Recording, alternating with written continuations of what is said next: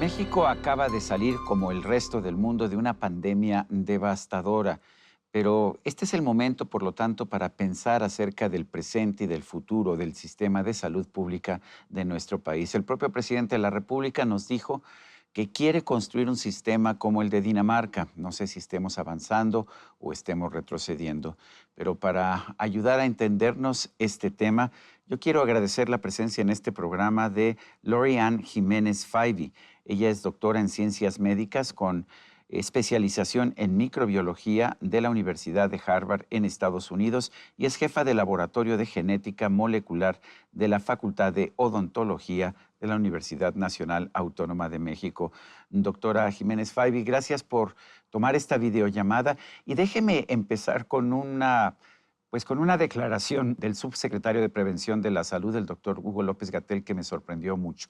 Dijo que los consultorios adyacentes a las farmacias deberían ser eliminados, pero que no pueden hacerlo en este momento. ¿Deben ser eliminados estos consultorios? No, no, claro, de ninguna manera. Creo que fue muy desatinado. Además, hasta al punto de ser muy irrespetuoso, le debe mucho el doctor López-Gatell a los consultorios adyacentes a farmacias. Es decir, estos consultorios terminaron siendo, durante la pandemia, terminaron siendo una de las primeras líneas de atención médica cuando los hospitales estuvieron saturados o por falta de un sistema de salud adecuado. Es decir, no se necesitan eliminar, por el contrario, necesitan ser regulados para incorporarse al sistema de salud formal de nuestro país. Creo que su eliminación y esta disposición de ningunearlos o de hacerles, dijo algo que fue muy grave, que es que ellos causaron muertes durante la pandemia. Esto, desde luego, no existe un solo dato que soporte esta información falsa, desde luego, ¿no? Pero es una acusación muy grave que creo que debería retractar el subsecretario de Salud. Los consultorios adyacentes a farmacia hoy por hoy se han convertido en el médico de primera línea en nuestro país a falta de un sistema de salud que pueda dar atención a el grueso de la población, incluso aquellos que no están, que no tienen seguridad social. Soy derechohabiente del Instituto Mexicano del Seguro Social. Sé dónde está bueno, tengo una clínica, hay un consultorio familiar al que voy o que supuestamente iba yo antes, pero cuando pido citas me dan citas muy alejadas y tengo cualquier tipo de malestar. Y lo que me dicen es que si llega uno a una emergencia, a una urgencia, al ingreso por urgencias del Instituto Mexicano del Seguro Social, pues puede uno estarse en una silla sentado durante horas e incluso durante días, a pesar de que de una forma u otra se esté dando un tratamiento. No es este el seguro social que yo recuerdo de años anteriores, donde se trató a mi madre, donde se trataba a mi padre. ¿Qué ha pasado? ¿Por qué hemos visto un deterioro tan grave de de la seguridad social y sobre todo de los servicios públicos de salud? Sí, bueno, el deterioro ha venido ocurriendo durante décadas, ¿no? Solíamos tener un sistema de salud relativamente bueno, que fue deteriorándose y se fue, pues, haciendo menos cada vez a través de las décadas. Pero se ha acentuado, Entonces, ¿no? pero Se ha acentuado en los desde últimos luego, años. en los últimos años se ha acentuado por muchas razones, entre otras, la desaparición del Seguro Popular creo que ha sido uno de los puntos centrales en donde de desacierto en cuestiones de salud pública en nuestro país. Desaparecer el Seguro Popular sin reemplazarlo con algo que lo pudiera sustituir ha sido un error realmente de proporciones incalculables. Hoy se está calculando que entre el 75 y el 80% de la población mexicana acude a servicios privados, entre ellos a los consultorios adyacentes a farmacias. La razón es precisamente como acaba de mencionar, el hecho de ir a un hospital público del Seguro Social o del ISSSTE y esperar horas o días por una emergencia en una sala de espera Sabemos que hay mujeres que han incluso dado a luz esperando tener una sala en donde, una cama en donde ser atendidas, o casos en donde la gente pues muere del padecimiento porque no fueron atendidos a tiempo. Durante la pandemia esto fue recurrente, es decir, se quiere reiterar que siempre hubo camas, que nunca nadie se le negó una cama. Esto es demostrablemente falso. Durante la segunda ola de contagios que fue a finales del 2020, principios de 2021, en esa ola en cifras oficiales murieron más de 137,000 personas, solo en esa ola, en cifras oficiales. Y se ve claramente que gran parte de las muertes ocurrieron por una saturación de los sistemas hospitalarios en el país, en todos los sectores, particularmente el sector público, desde luego, ¿no? Entonces, sí, el deterioro ha ido aumentando, se ha ido incrementando. Creo que el gasto público en salud no ha sido prioridad durante este gobierno. Y esto es un problema muy grave, sobre todo porque esto ocurrió durante la peor crisis sanitaria que se ha tenido en un siglo. Y durante este proceso, encima de todo, hacer recortes o subejercicios de los presupuestos para salud, haber quitado el seguro popular y estar pues constantemente, creo que se está constantemente minando los esfuerzos en el sector público. De ahí que las personas tienden a acudir, incluso teniendo seguridad social, prefieren acudir a servicios privados. ¿Por qué? Porque la atención es terrible la atención, el tiempo que se necesita para que den atención, hay escasez de medicamentos, como sabemos que ya es crónico desde hace tal vez 3, 4 años, ¿no? Todo esto ha minado el sistema de salud y desde luego creo que no ha habido un momento en la historia nacional en donde el sistema de salud haya estado en peores condiciones que en este momento. Y cualquier indicador nos puede decir eso. La cobertura de vacunación infantil, es decir, hay muchísimos indicadores que demuestran este punto. Doctora, yo quiero que me ayude a entender cuál es el verdadero mensaje que estamos viendo al respecto de la privatización de los servicios de salud. En 2020, un día después de que falleció el doctor Guillermo Soberón, que fue rector de la UNAM y fue secretario de Salud del gobierno federal, el doctor Hugo López-Gatell ofreció un homenaje público al doctor Soberón y dijo que había sido uno de los grandes constructores de la medicina pública en nuestro país. Sin embargo, hace unos días él dijo otra cosa que me sorprendió porque es exactamente lo contrario de lo que dijo en el 2020. Dijo que el doctor Guillermo Soberón es el responsable de un proceso de privatización de los servicios de salud de México, dictado por instituciones internacionales y similar al tipo de políticas que aplicó Augusto Pinochet en Chile. ¿Cuál de los dos Guillermo Soberón es el real? Y realmente hubo un proceso de privatización del sistema de salud que ahora se está revirtiendo. Bueno, primero que nada, permítame decir que me parece que los últimos comentarios que hizo Hugo López-Gatell sobre el doctor Guillermo Soberón son absolutamente deleznables. Es decir, no hay excusa para haber hecho comentarios de esa naturaleza sobre quien fue uno de los más grandes, más importantes académicos, profesionales de la salud, quien impulsó la salud en nuestro país de una forma tan importante.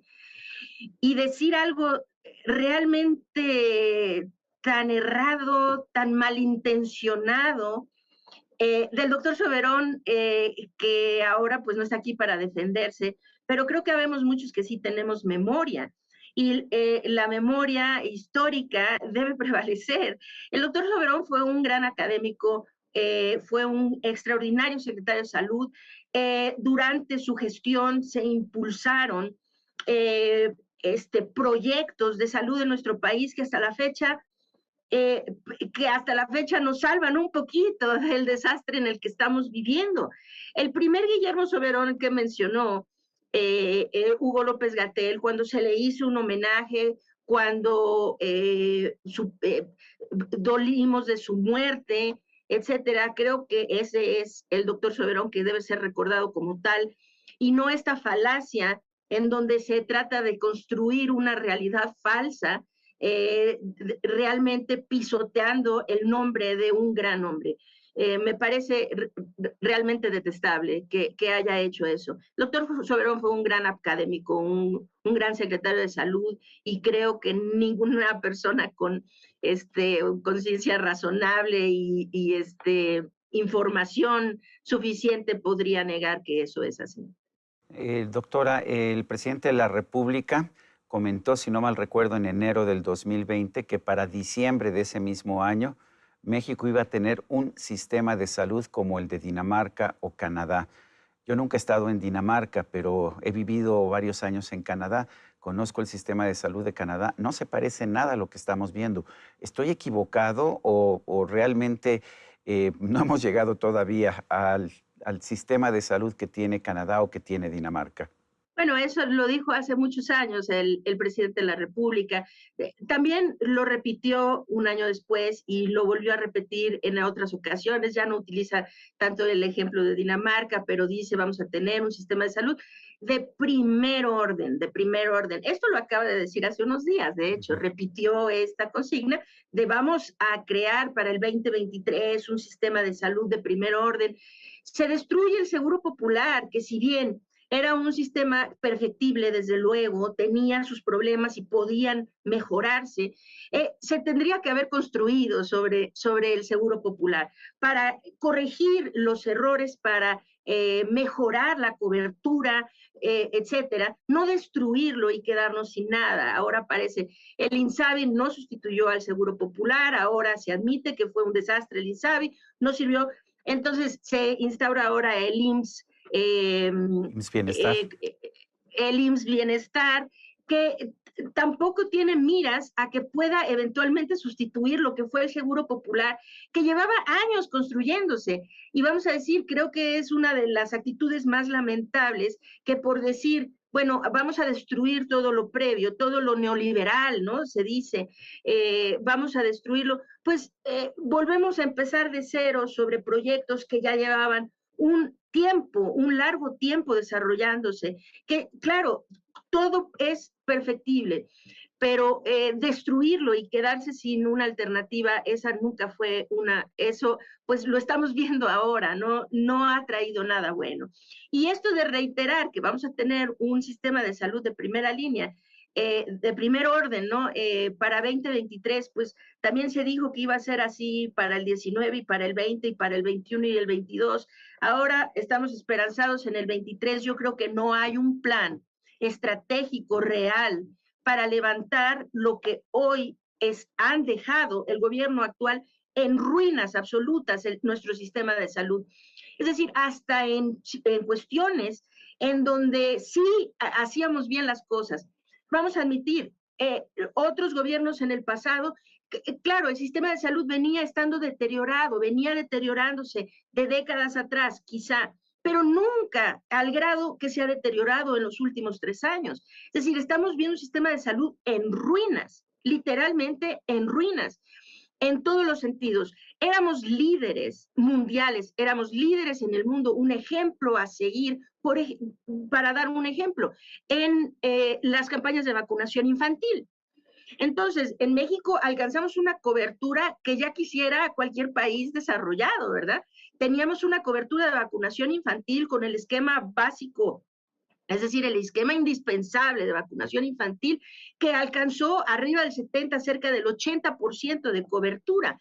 Ahora estamos viendo las últimas cifras que se dieron a conocer por el Instituto Nacional de Salud Pública. Estamos hablando alrededor del 35, 37% de cobertura. Esto es un problema que vamos a arrastrar durante años, en donde podemos empezar a ver la reaparición, el resurgimiento de enfermedades que ya estaban controladas.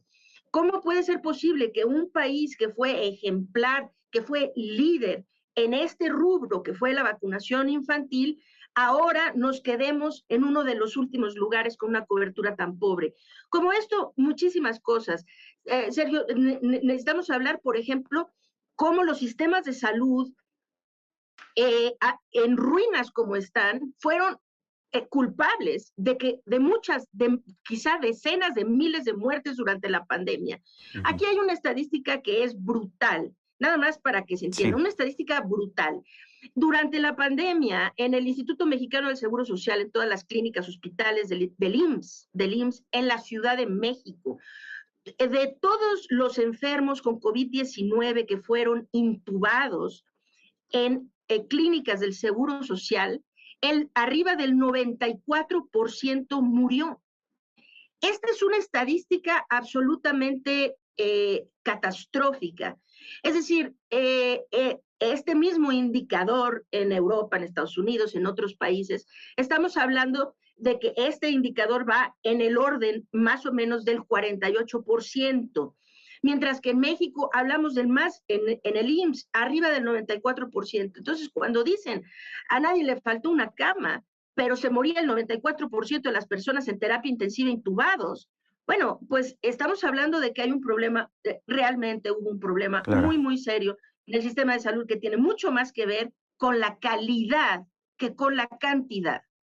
Pues yo quiero agradecerle, doctora Lori Ann Jiménez Faibi, por habernos ayudado a entender este tema de la salud pública. Muchas gracias. Al contrario, un placer estar en el programa. Gracias. Y a usted, que al vernos y escucharnos hace posible este programa, se lo agradezco también. Esto es todo por hoy, pero no se le olvide. Nos vemos la próxima.